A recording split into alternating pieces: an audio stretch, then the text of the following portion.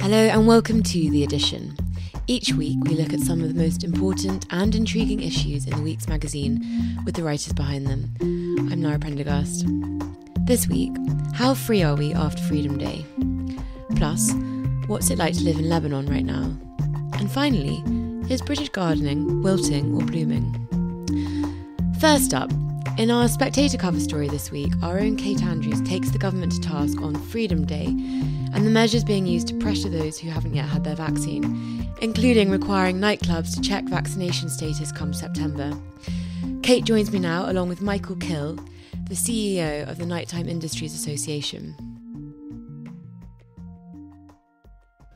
Kate, can you start by telling me what your reaction was when you first heard that Boris Johnson was going to tell nightclubs to check vaccine status in September?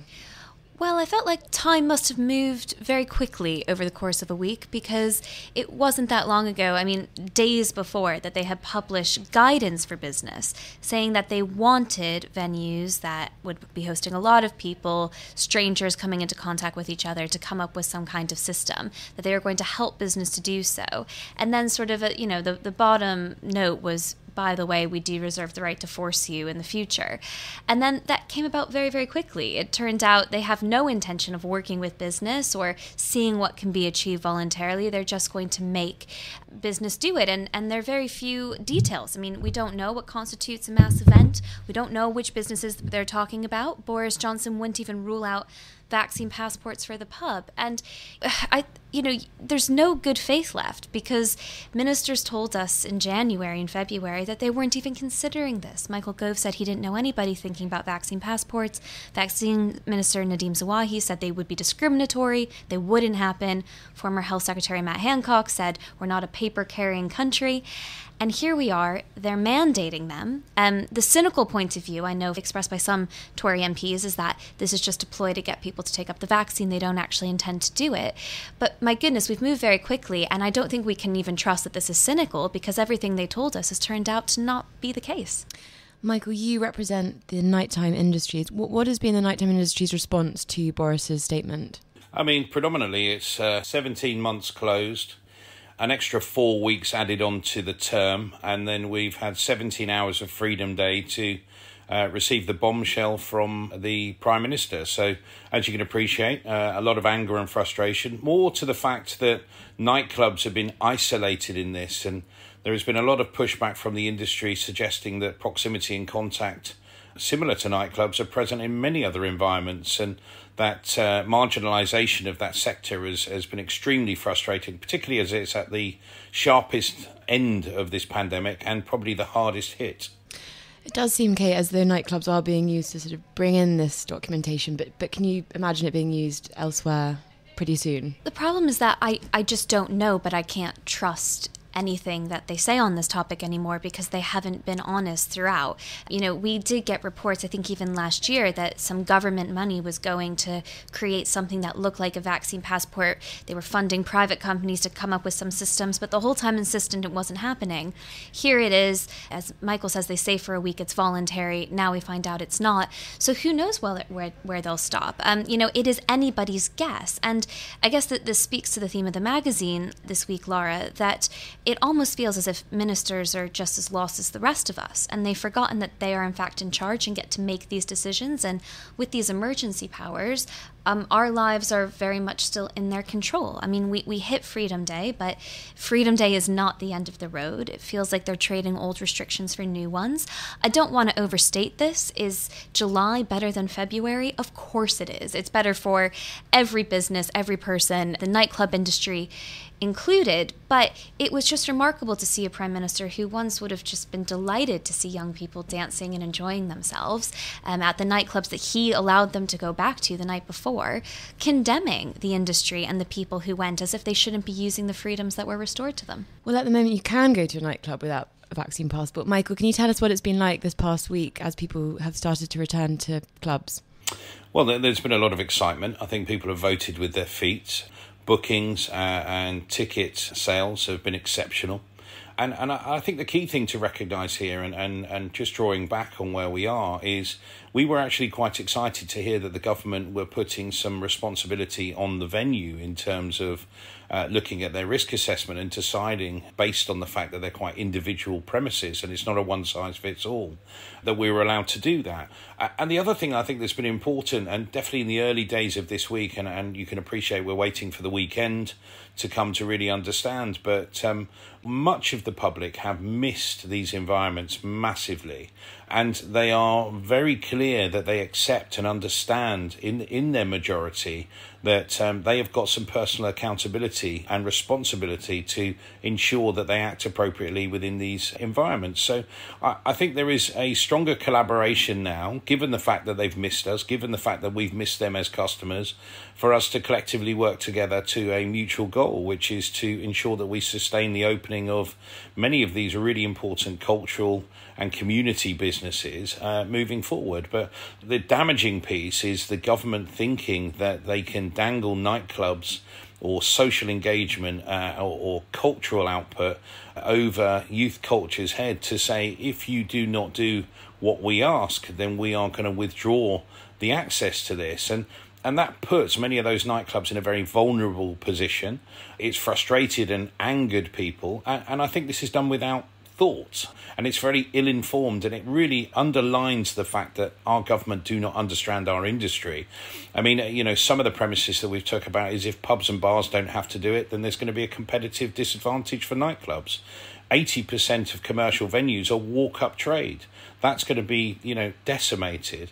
And the other thing is that's brought up yesterday, I mean, I spoke to a promoter, £50,000 in refunds have had to be handed out at post-September events because people don't want to have both of their sort of vaccinations. And the bigger issue that no one's talking about at the moment is there is a huge amount of staff in terms of security and different sort of ethnic backgrounds that work within our industry that categorically are adamant they're not going to do it. What are the government going to do about that? Because we're already at a shortage and we're going to be placed in a position where we're going to be drawn over the coals with HR issues, trying to force staff to take 2 vaccinations against their will.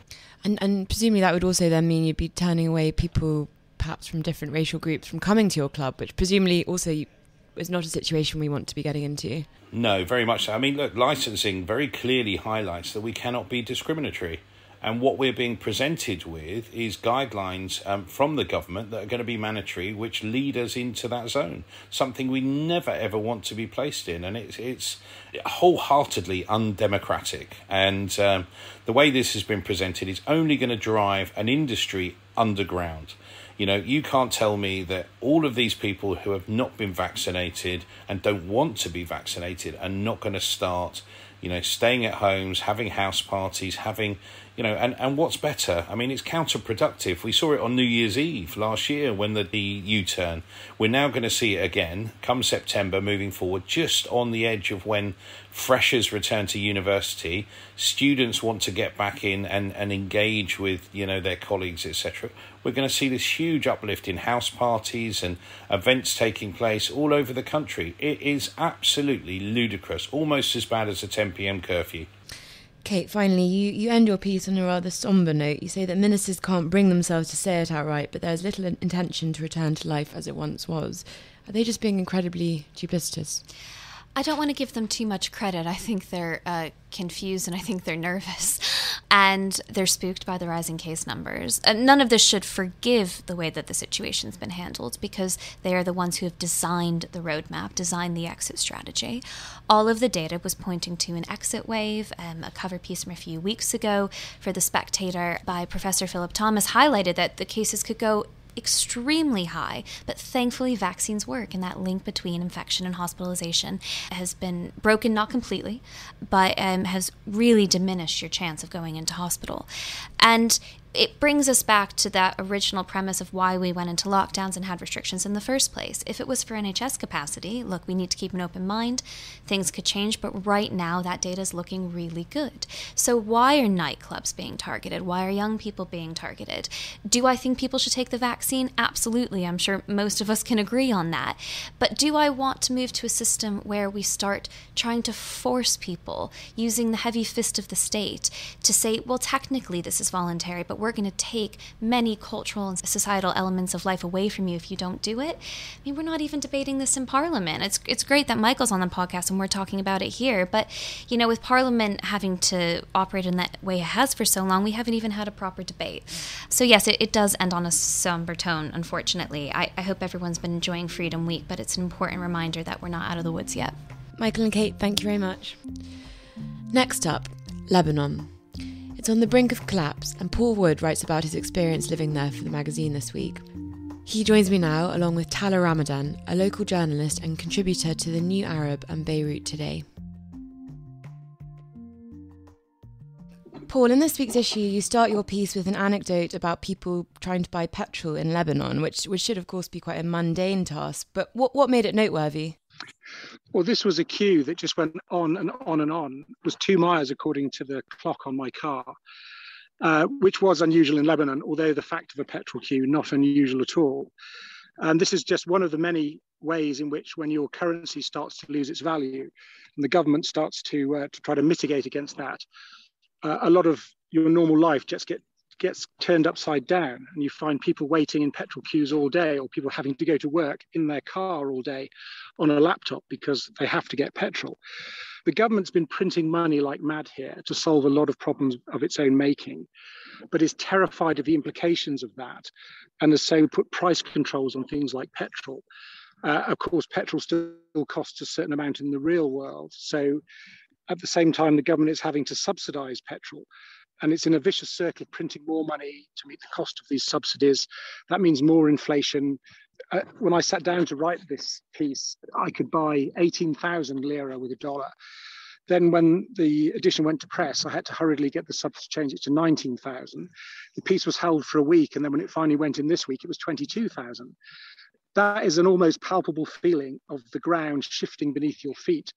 And if you're an ordinary Lebanese, not a foreigner like me getting paid in dollars, your buying power is a tenth of what it was a year ago. And people are literally going hungry. The ones in the petrol queues are the lucky ones who can actually afford to buy the petrol that's at the petrol stations. Tyler, it's not just petrol as well that's become a nightmare. You recently wrote about the cost of basic foodstuffs. You're speaking to us from Beirut right now. Can you tell us a bit about what life is like there for you at the moment? All right. So basically, just by glancing at the reality on the ground, wherein people are just getting into physical fights at supermarkets, or they're just trying to find some subsidized goods, or at least what's left of them, and, just waiting in queues for hours or even days in the gas stations to just get their essential needs. A lot of people are just facing this existential crisis in Lebanon, especially that we don't have a current government due to, just politicians refusing to compromise on forming one. And they're just never going to form one, and to have this one step closer to paving the way to reforms and recovery and getting the IMF's trust. And this, especially this one kind of dream that we had to get a prime minister and have him form a cabinet, just this dream has, it seems really far away now. So things are getting even worse. And just yesterday, there was a new study released by the American University of Beirut, where they found that the average family of 5 now pays more than 5 times the minimum wage to get their essential needs met. And this is just, food commodities. We're not talking about anything that's a luxury, supposedly. So a lot of things have changed. Food costs now more than 50% what it used to be a year ago. And this is so much for a lot of people to actually handle.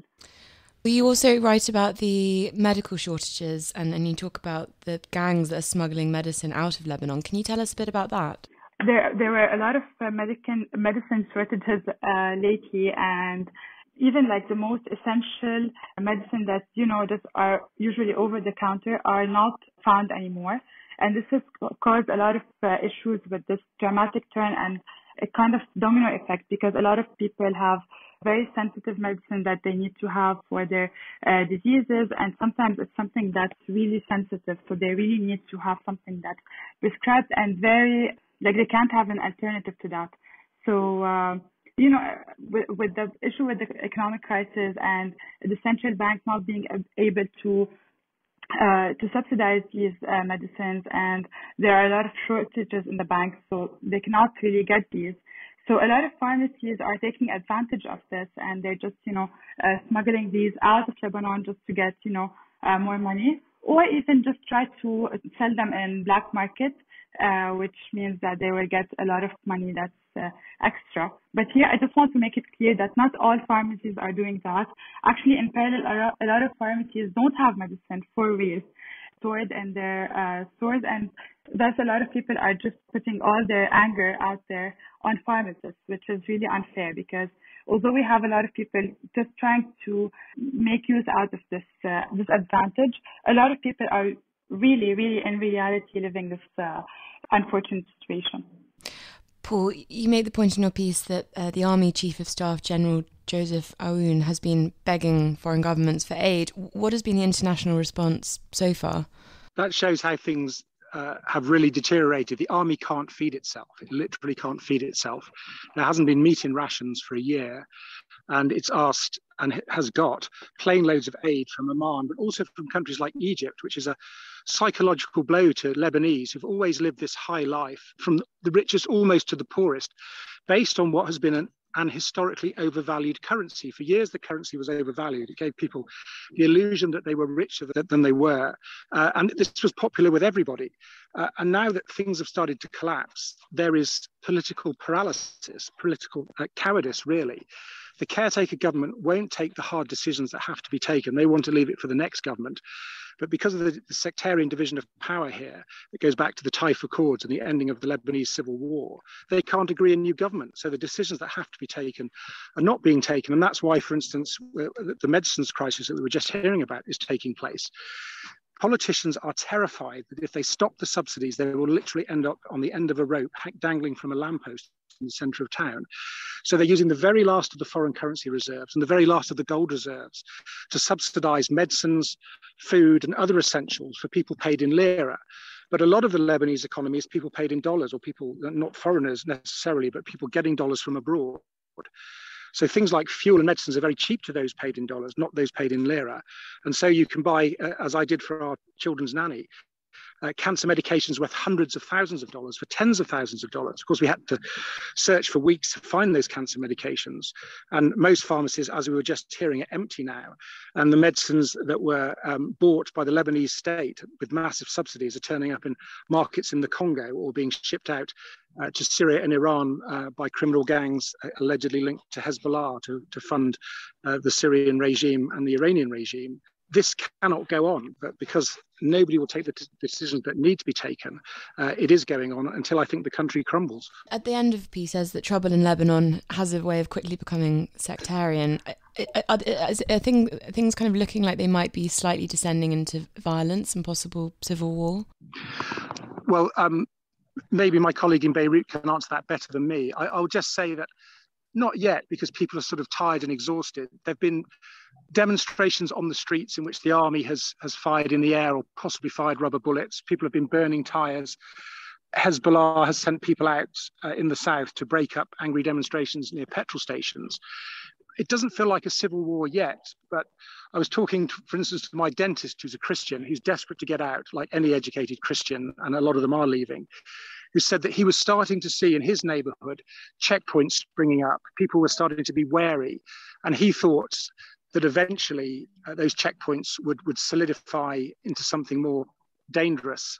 And this is a question that Lebanese are asking themselves. Certainly, it's a question that I think you always have to ask yourself in Lebanon. And Tala, I'll put the same question to you. Are you nervous about things descending into sectarian violence? I really think that because of our political system, it was established based on sectarian divide, which is really something that was problematic for a long time now.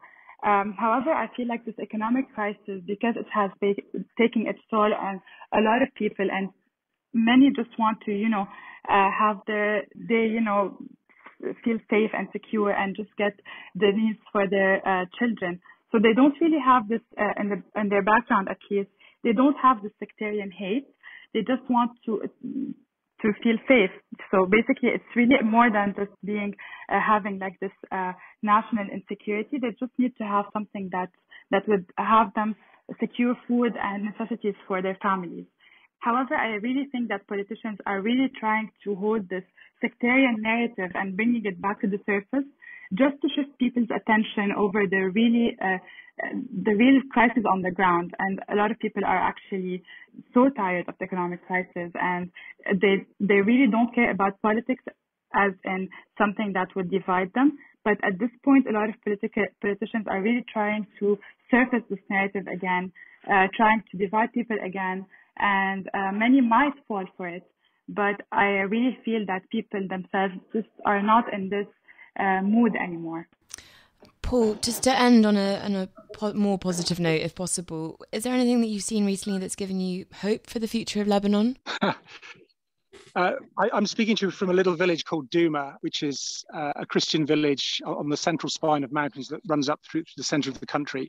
It's quite a wealthy village, which I suppose hasn't been touched as other places have yet been touched by the depth of this crisis. I know you're looking for something optimistic. I think Lebanon is ultimately ungovernable, and that means very bad things in all sorts of ways. But it's also quite self-sufficient. And up here in Douma, people are sort of withdrawing to the village. They have their olive groves, they have their fruit trees. They're quite self-sufficient. I think the Lebanese are tough. I think one way or another, the country may not survive, the state may not survive, but the Lebanese people will survive. Paul and Tala, thank you very much for joining us. And finally, gardening has for a long time been a romanticised part of British culture. And during the pandemic, sales of plants went through the roof when the lockdown decided to see if they had a green thumb. But in this week's issue, James Bartholomew isn't feeling so rosy.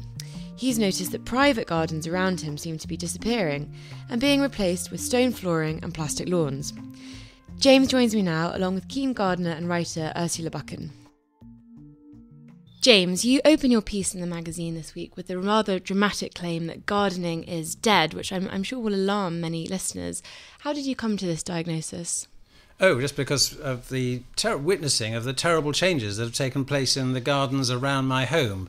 I admit it's pretty anecdotal, but at the back of my house I can see actually 4 gardens. One of them has been paved ever since I've been there. The other 3 used to have grass. And now the last one this year has finally become a fake lawn. So it's plastic, and more plastic. So that put the cap on it. But there'd been lots of other things going on before that. There had been the I thought the death rattle, as I call it, was when somebody hung ivy, fake ivy, which has actually gone slightly sort of wrong colour, turquoise. It ought to be a Marengo ivy, but it isn't. On top of a gate which is meant to open for their car to go on to a space which used to be their front garden. And there's also a romantic garden nearby me that is now the builders have taken over. It had lots of charm and romance and confusion of somebody being gardened for a long time. It's gone. And there's a wall of sort of, it's meant to be box, I suppose, but it actually doesn't look like any leaf at all. It's just a sort of green carpet of plastic.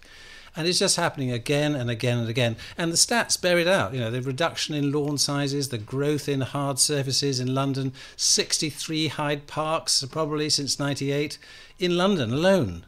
So had all the decking around the country, and it's a destruction of what used to be gardening. Ursula, is this something that you've noticed? Well, I think this is ridiculous hyperbole, actually, I have to say. But there have been some long-term trends which are dispiriting for the really keen gardener. But that doesn't mean to say that really keen gardeners have disappeared. I mean, I have a feeling that Kensington is not completely representative of the rest of the country. And in particular, there will be people who have second homes, which most of us don't. We live in one place all the time. And so that's probably why they put down plastic lawns, because they're not there all the time. Or they weren't bred in with the sort of extraordinary British culture for growing plants in a temperate climate. So, I mean, this is a problem in all cities. And the other thing is the tyranny of the motor car. And if you're in a narrow street, there's not room for your SUV. You have to bung it on what would have been the front garden. And these are long-term trends, but I don't think that they presage the end of gardening. I really don't. James, one of the ideas you talk about is this idea that gardens have become outdoor rooms, which does seem to be a sort of big business. I mean, newspaper supplements are jammed full of adverts for all kinds of garden furniture and other paraphernalia. When did that become a trend that we think we should be living outdoors? I mean, let's not be hard on Alan Titchmarsh, but, in the 1990s, he had this thing called ground force, and he would arrive in a garden and what was a mess would become much better, but you could be guaranteed it's going to have decking over a large part of it. I mean, it's been going on for a long time, and it is not. I know you. I may be slightly exaggerating, but it has reached a dramatic turn. When you get 63 Hyde Parks all over London, that is a major trend, and I just think that women's lifestyles have changed so much. That women used to do a lot of the gardening. More than half the gardening was done by women, and they often were women who lived in the home, who looked after their children, did not have jobs, and they did the gardening, and they got a lot of reward out of it, I think. But I mean, it's fair enough. They have jobs. They may have a choice. They may not have a choice. But their lifestyle, for good or ill, has changed, so they now don't have time for the garden. They do have time for the Pilates and the boxing and the yoga, but they don't have time for gardening. And why do men not have time for gardening? Because they are doing jobs. Right. So I mean, you may like or hate the change that's taken place in British society, but we can all admit that it has taken place. More women now work, and as a result, there's nobody in the house, neither male nor female, who's got the time or energy. And actually also the culture has changed, because in the old days they would have spent that time they had not going to the gym, not looking after their bodies or indeed their minds, but looking after their gardens. And whether looking after your body and mind actively makes you happier than looking after your garden, I think is open to debate. Ursula, do you accept that this is a problem caused by the feminism? I mean, there is a point there. I think one thing you do notice is that people take a lot of holidays. That's inimical to gardening. Anything where people don't stay in the same place all the time is inimical to gardening. But in contrast to all of this, there has undoubtedly been a move towards gardening in the last 16, 18 months. I think a lot of people have found gardening is extremely recuperative. And when they've been working from home, they've discovered that they actually really quite enjoy growing herbs and vegetables and things. And young people particularly have taken to houseplant growing in substantial quantities. Now, James might not see the houseplants because obviously they're behind the lace curtains, but there is a real move toward, particularly in flats, and most young people can't afford gardens, but they do have shelf space, so they grow houseplants. So the idea that people have lost that sort of connection with gardening, I'm really not sure that it's true. It's changed, but I don't think the connection has been lost.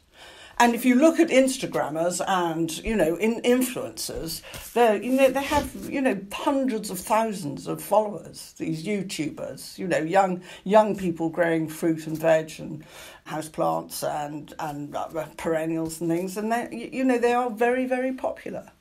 So things are changing, but I do think that the idea that gardening is dead, I think it's premature, really. This is the country, Ursula, which produced Capability Brown, produced Gertrude Jekyll, Russell Page, Major Lawrence Johnson, and in more recent times, people that are, Penelope Hobhouse and Rosemary Veary. I mean, we were one of, if not the greatest gardening country, certainly one of the greatest gardening countries in the world. And now that is going. The culture is dying. We still are. There are a number of garden designers around that could hold their head high with Penelope Hobhouse or Rosemary Veary or Russell Page. Tom Stewart Smith, Dan Pearson, Christopher Bradley Hull. There are also a number of those from ethnic minorities beginning to make real waves in the garden design world. So, don't give up hope yet. I mean, the one problem is that we just haven't got the space we had. That's because we've paved it over. Well, no, but it's also because we build houses, far too many houses per acre. And so in these great big building drives, people are left with very small areas, which they have to make into sort of living spaces. So you can't blame people for putting a bit of decking in their back garden, because they need the space. I used to walk along Sheffield Terrace, where I live, and compare. This is about 30 or 40 years ago. I used to mentally decide which was the best garden, because all of them were gardens. Now there's no competition. There's only one or two that you could call gardens, because there's so many of them have covered over with marble, with a bit of dying yew hedge at the front. It is a miserable sight. Well, your little old ladies, your widows that love gardening, don't live in Sheffield Terrace anymore. I think that may be so. But I think if you do ever come to the country, James, I don't know if you ever do, but you will discover that there are still a great many people who are really seriously interested in their garden. Well, it's a minority of the population lives in the country. I mean, if we're talking about big changes in the culture, this is a big change.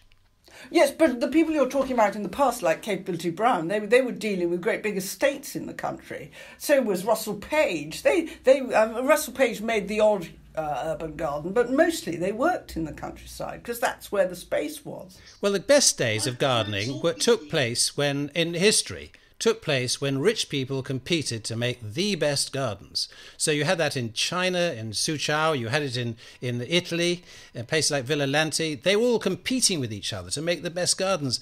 That just isn't happening here anymore. I'm not so sure. I think, the hedge funders are spending large amounts of money on country gardens. Yeah, but they don't care about... numerically they aren't very numerous, obviously, but they still are making an impact, and they're giving work to high-quality garden designers. So I wouldn't lose hope entirely, James. It's gone. It's gone. And just when you think of the 3,500 private gardens that open every year for the National Garden Scheme.